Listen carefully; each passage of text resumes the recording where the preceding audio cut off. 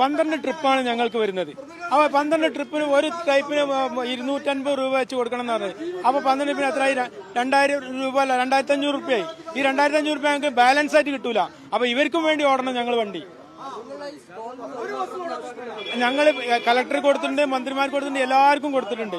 ഇതുവരെ ഞങ്ങളോട് അതിന് ഉത്തരവാദിത്തപ്പെട്ട ആരും നിങ്ങൾ ഇങ്ങനെ മതി എന്ന് പറഞ്ഞിട്ടില്ല.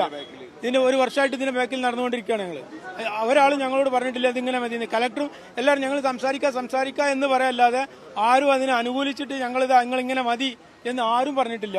ഞങ്ങളിപ്പോ ആകെ 2000 രൂപ ബാലൻസ് കിട്ടുന്നത് ചിലപ്പോൾ 2500 രൂപ ഇവർക്ക് കൊടുക്കേണ്ടി വരും.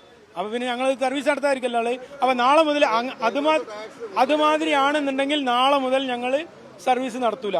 നാളെ അല്ല, ഇന്ന് തന്നെ സർവീസ് ഇവിടെ ഫസ്റ്റ് അവർ പൈസ വാങ്ങുകയാണെന്നുണ്ടെങ്കിൽ അതോടുകൂടി ഞങ്ങൾ നിർത്തും.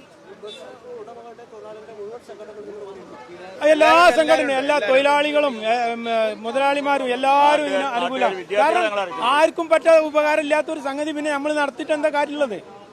കാരണം ഞങ്ങൾക്ക് കിട്ടുന്ന 2000 ബാലൻസ് കിട്ടുന്ന വണ്ടിക്ക് 2500 രൂപ ഇവർക്ക് തന്നെ കൊടുക്കണം എന്ന് പറഞ്ഞാൽ പിന്നെ അത് നടത്താതിരിക്കല്ലേ നല്ലത്.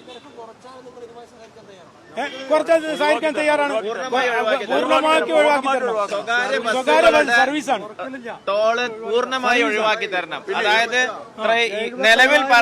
നിലവിൽ പറഞ്ഞ കണക്ക് ത്രൈമാസ നികുതിയുടെ 9 ഇരട്ടിയോളം കൊടുത്താൽ മാത്രമാണ് ടോളിലൂടെ ഒരു 7 ട്രിപ്പുള്ള വണ്ടി കടന്നു പോകണമെങ്കിൽ ത്രൈമാസ ടാക്സിന്റെ, അതായത് ഒരു ക്വാർട്ടർ ഞങ്ങൾ അടക്കുന്ന ടാക്സിന്റെ 9 ഇരട്ടിയോളം പൈസ കൊടുക്കണം ടോളില്.